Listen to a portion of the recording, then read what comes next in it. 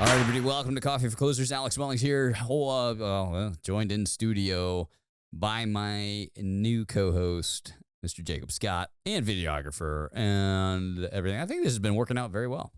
I like it. It's fun. It feels very good. Great feedback. Thanks, everybody, for commenting back. If you don't know, this show is all about talking about whatever's going on in our world of independent financial advisors, what's going on from a marketing perspective, what's working out there, what's working from a sales perspective, just industry updates in general, whatever. We try to tackle as much as we can talk about in a short amount of time. We try to make it a weekly or bi-weekly dose, with bi-weekly meaning 2 times a week at least.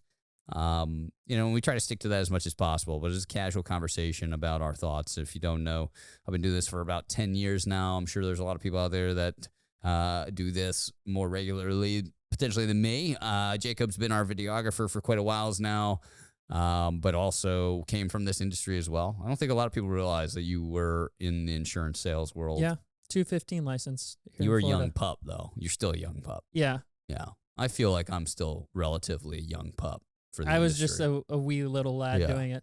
Yeah. But great knowledge. And, anyway, we always felt like there was needing in our industry a platform that was willing to have just a candid conversation about what's going on. And so, over the last few episodes, we've talked a lot about marketing and some of the automation things, AI being incorporated. We talked a little bit about commissions. And so if you find any of these things interesting, or you like to stay up to date on your business or the industry as a whole, this is a great place to do it. Hit the subscribe button, become a subscriber. Certainly helps the channel build more and more and more. And I think we have some pretty engaging, not only topics, but guests as well.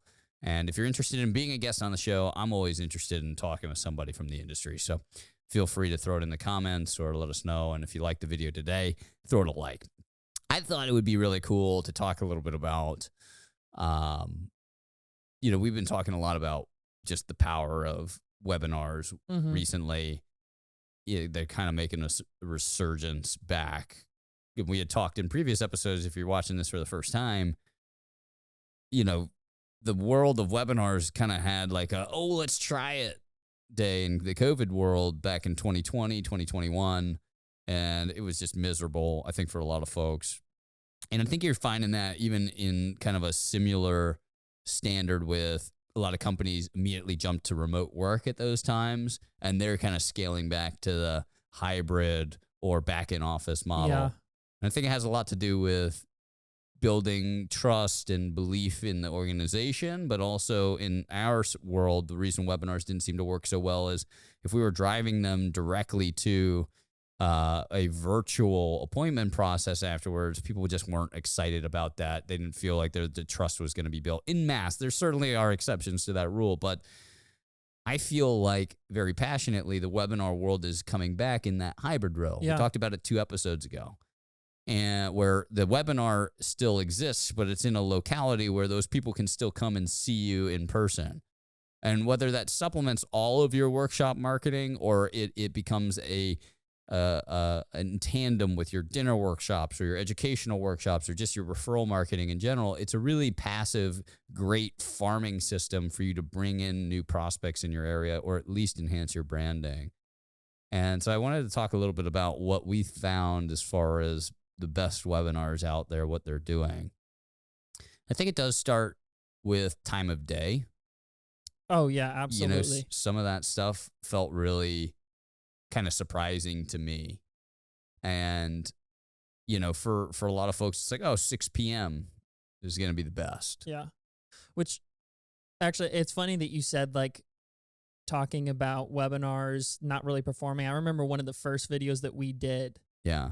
We were talking about webinars. They weren't really working out. Webinars don't work. And now it's just like, we're killing it with them, I feel. Yeah, I feel like when we did that episode, and this kind of maybe speaks to the show just in general, like we're not afraid to say something that we're believing at the time or what the industry believes at the time. And yeah, sure, I'm also not afraid And Jacob, you're not either, to say, hey, wait, maybe we didn't think all of this through. There might be a way to make that persevere. And I think that's what's happened with the webinars is, one, you got to have high value in production. That's one thing. Like, you've got to be able to produce something great, tell a really good story, have it edited professionally, have something that people want to watch, and be able to do that frequently. Yeah. Right? Like, having access to that is tough, where you've got a production studio that can produce something great for you constantly. I mean, we do that here for our agents, but, if they're not with us, then, they've got to find a studio that can produce something, because you can't just have the same material always out there, because sometimes in the digital world, people need to see you a few times, talk about a few different things before they'll even entertain clicking I'm going to be a serious buyer button. Well, that's the thing, like in the digital world compared to in person. Yeah. And this kind of ties back into time of day. I think there's so many more funnels that you have to put a prospect through. Yeah. You got to have short form videos. You got to have long form videos. You got to have videos that have a call to action, maybe some that are more about branding, no call to action, just brand awareness. You got to have stuff that, is designed for a booking of an appointment. You got to be okay with maybe people seeing that 3-4 times and maybe 3-4 different types of video before they actually say, yeah, I want to sit down with this guy. I've seen him talk a lot. And in person, if you do a workshop down the street, all of those, if we're going to unpack it, why do people need to see 4 things? Well, they want to trust you. They want to trust that you know your stuff. They want to trust your company. They want to trust the products that you sell, whether it be financial planning or more specific. That's what people make buying decisions on. And it's way easier to get an idea of who a person is in person, to touch it, feel it, It's feel definitely who this easier to person build is. that trust, I think. Yeah. And so online, we have to be okay with generating a ton of different content in order to get those people, because you can't be all places at once. Your marketing, your dinner workshops there can only be so many nights that you spend away from the family, prospecting, and then doing the work that comes from every workshop. Yeah. So the webinar really needs to be seen as like a passive marketing campaign that set it and forget it and generates appointments for you of the same caliber as your workshop, but it might have to take a longer course to convert that person. And you got to be okay with that. And you got to be constantly maintaining it. So maybe it's not right for everybody, but it could be right for you. And I've seen the guys recently and gals that have committed to that model put themselves in a place where they're doubling their prospecting with no more outlay to work. Oh, and it's way more cost effective because it's just cheap. It's cheap to go through those avenues. It's very expensive to send marketing out through traditional means, mail house, radio advertisement, television advertisement, or just straight Facebook ads. Drive traffic to a dinner workshop where now I've got to buy dinner for all these people, or get an educational firm or an educational environment like a classroom or a library and put on an event. It's a very costly thing. You might have $4,000 to $12,000 I've seen in marketing expenses spent. And in the digital world, you might spend $1,000 or $2,000.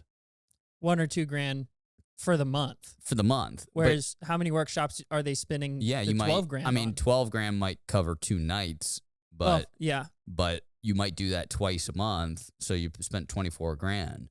You spend $1,000 on a marketing advertisement, but here's the difference. It's like that $24,000 or $12,000. Let's just say 12. Let's say you do one big expensive workshop a month. You'll see an immediate, like the ROI comes around quicker, I've found. Mm-hmm. Right. So I spend $12,000 now. I'll see a return on that $12,000 within the month.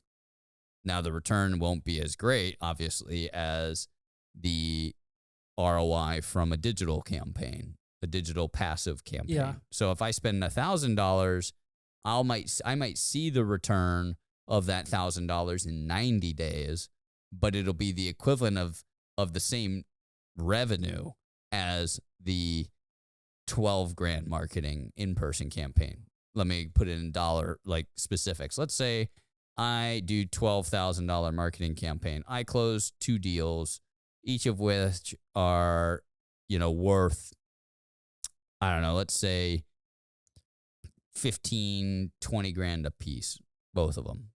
15, 20 grand I'll make. So I spent 12. I netted 3 on the worst end. I netted 8 on the best end. Right? So $3,000 to $8,000 I net as a company, and I made that in the first 30 days from that event. 2 appointments done. The passive model, I'll spend $1,000. I'll net the same 20 to 15 grand, or the 15 to 20 grand in revenue. So I've netted somewhere around 14 to 19 grand, but it takes me 90 days to do it. Does that make sense? Am I explaining that well? No, it makes sense. Just trying to make sure, because again, there's some give and some take to it. Yeah, there's a lot more cost effectiveness online, but it takes longer for me to see the return on those things. And maybe I don't have the staying power to do that. Maybe I've been running a business at this point that's all about quick jolts of revenue, but also I'm laying out a ton of cash in order to generate that revenue. And I think what advisors will find is like just spending another grand on top. So what's 13 to 12 to have the in-person that you've been doing, that 12 grand dinner workshop thing that you've been doing, but then to also have, $1,000 to $3,000 allocated towards a digital campaign Like that's a going to hybrid generate what? Like a hybrid model? Yeah, like a both? hybrid in-person versus digital model that, again, I have expectations of which will close in the next 90 days, not 30, because, in that first quarter, now I've got, let's say I start it this quarter. Yeah, this quarter I'll make my normal dinner workshop revenue, but I spend another $1,000 to $3,000 on marketing. And now I've got myself, at the end of the first quarter of the year, another jolt of, basically anywhere 14 to 15 grand or 14 to 19 grand in profit on top. And so I've just increased my revenue. I do that. That happens after that first 90-day mark. Then it's every month thereafter. You've got more prospects coming. As long as you keep outlaying the $1,000, that passive stuff keeps going. And the best part about it is no time outlay from me. I mean, initial time outlay, I had to do the filming or what have you. Yeah. But at that point, then it's set it and forget it. If I'm smart about it, I have multiple content reels that I'm going through.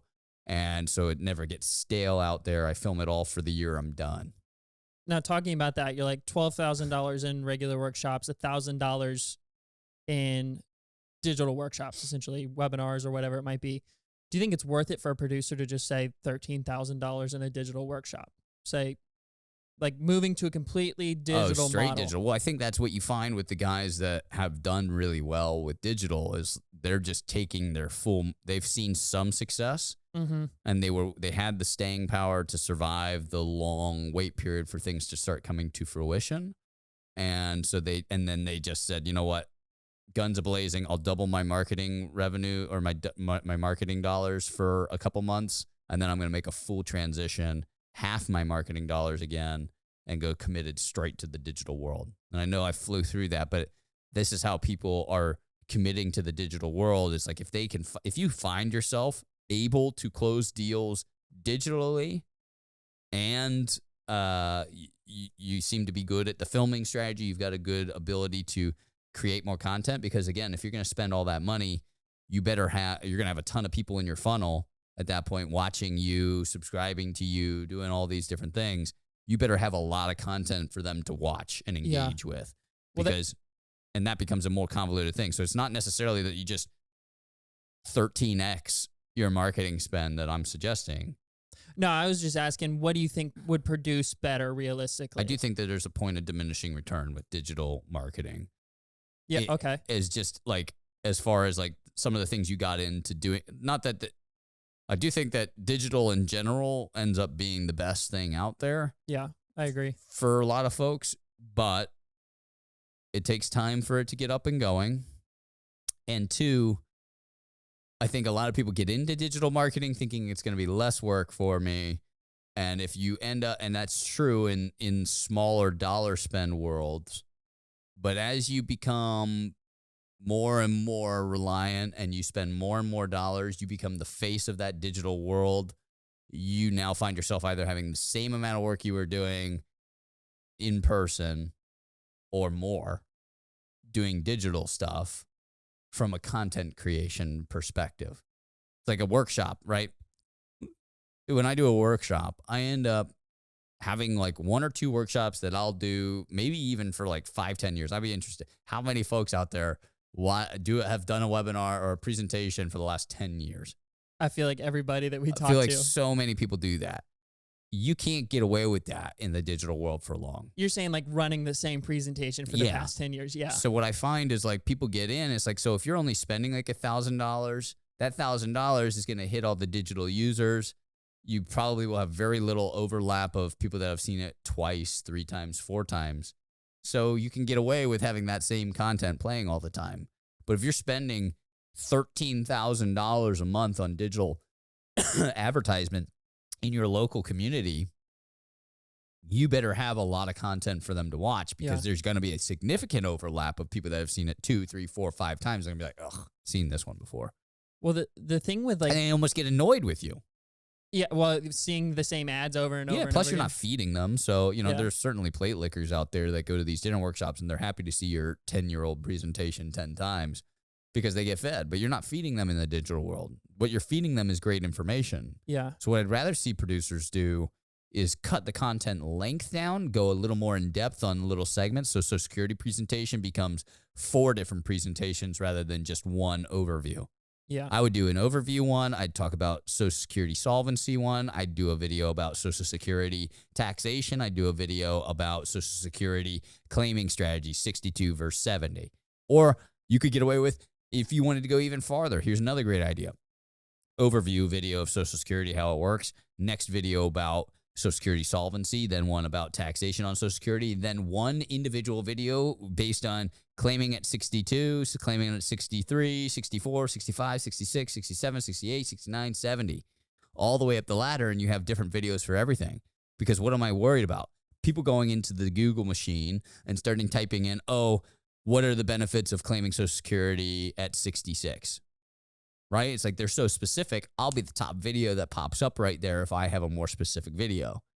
Whatever lines up with the search best is going to be presented there, even amongst things that might have bigger views. If you nail the subject line close, you still make it into the top videos as far as what people want to watch. So you're even talking about just like videos on YouTube if you're putting potentially content like out there. YouTube, but also too just in Google search. Yeah.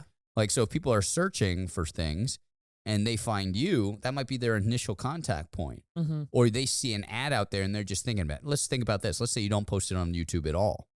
Let's say you throw out a video out there and you say, okay, I'm going to just have Facebook ads out there. I don't have a YouTube channel. I don't have anything. There's some prospect out there that probably is looking for Social Security claiming, like, what's the benefit of going at 63? Somebody types that in on YouTube, finds a bunch of miscellaneous stuff about just general Social Security.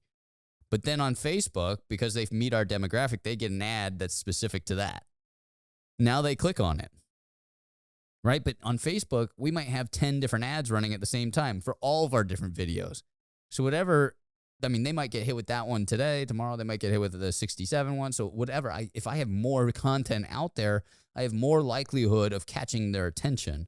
More content, more specific content. Again, more likelihood that I'm going to capture that one prospect. And so, again, at a certain point when you're spending a ton of money, the workload starts to go back up because you're responsible for supplying all this content out there. I've seen it, just in our little microcosm of, like, as we do our videos for advisors or internally, we end up having to like rethink the whole process, and it becomes a little more work.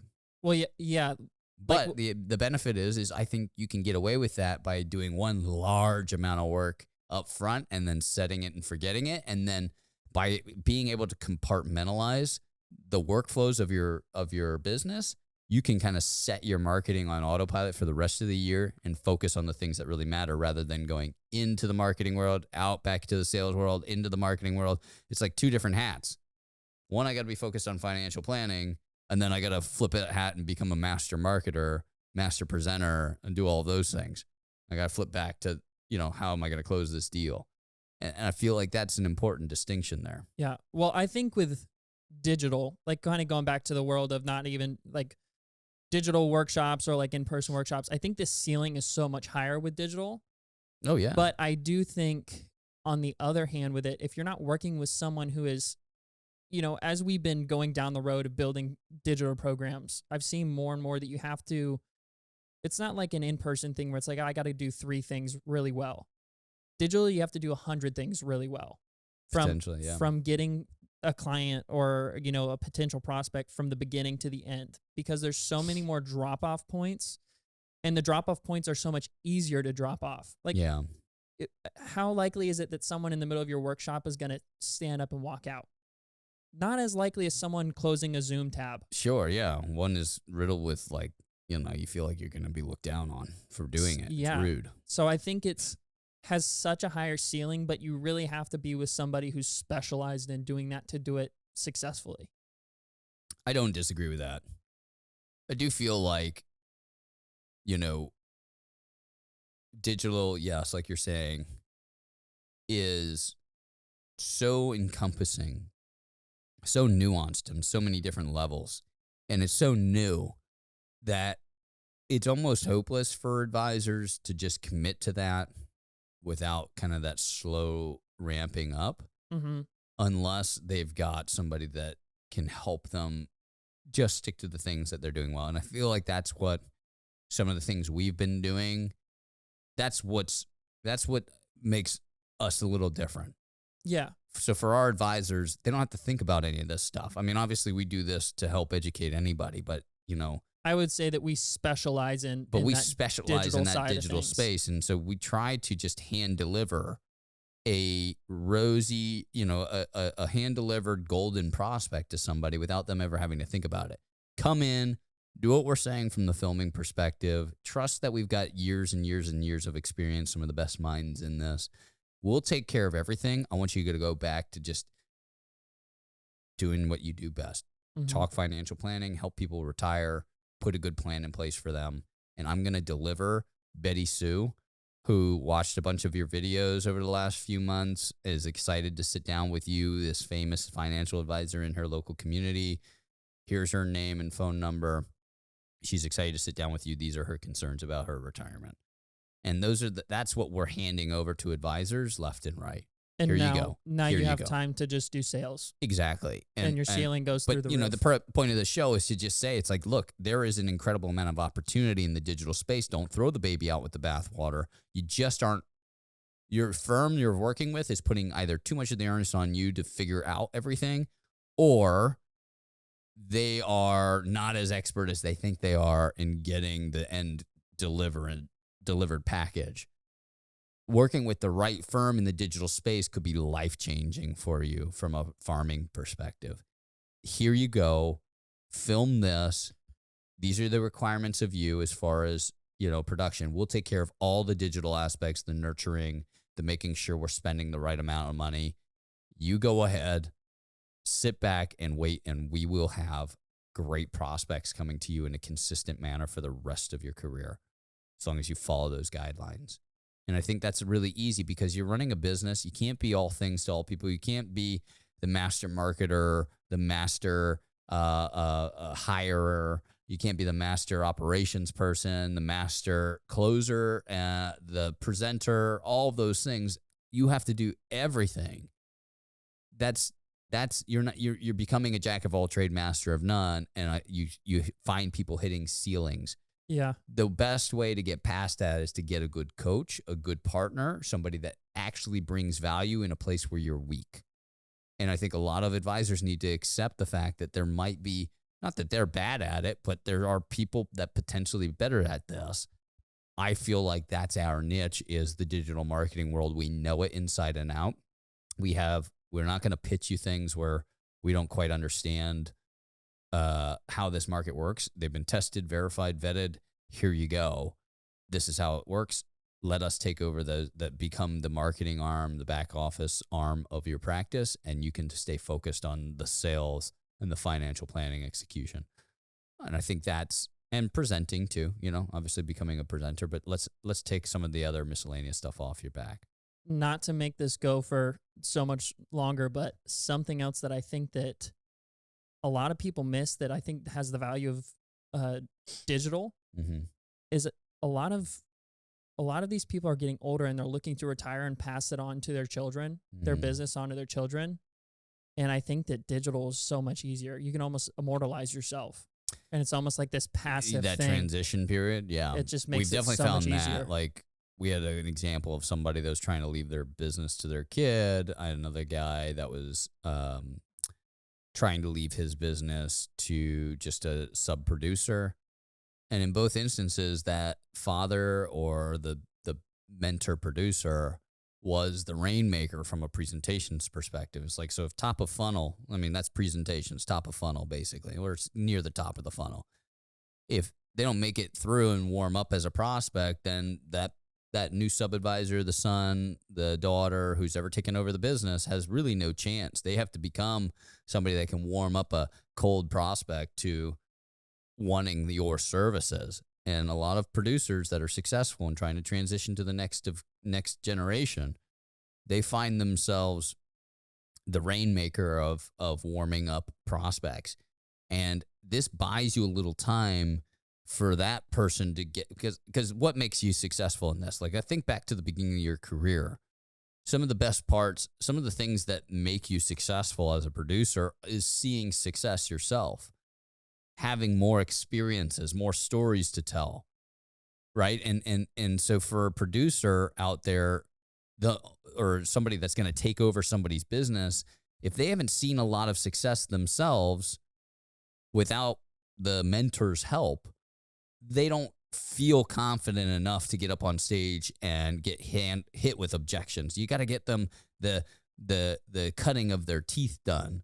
And the presentation allows the mentor, immortalizing them in the digital form, allows the mentor to step away for a bit, see the next generation come in, make their mistakes, get experiences without sacrificing lead flow. Yeah. Because the lead flow is the most important part about gaining the experience, is getting the reps, getting the at-bats. And a lot of these younger folks, they don't get the reps enough without the closer, the mentor involved, for them to feel confident that they eventually one day could step into those shoes. And it's like the 2-year grooming period, 3-year grooming period of them getting the opportunity to be in the driver's seat and succeeding. And that success breeds the success on stage of them getting up there. Because, I've just seen that happen so many times, and the digital form is really providing us this unique world right now where that mentor can come in, immortalize themselves on camera with their presentation. Not only is it a great marketing tool in the interim while that person's getting up to stuff, it's also a great training tool for that advisor to learn how to give a great presentation. Absolutely. Anyway, that's probably good for this one. That was just a last thought that I had. Yeah, last thought. Other things coming up. I want to definitely talk about some of the updates to the carriers out there next episode. Talk a little bit about some of the big news coming down the pike with different carriers, different offerings, some of the products out there that have been maybe shining in outside as far as advisors. A lot of advisors are using. We'll have that and more next episode here at Coffee Closers. Thanks so much for being here. Don't forget, subscribe to the channel. Certainly helps. Throw a like on the video if you liked it. And we'll see you next time here. Take care.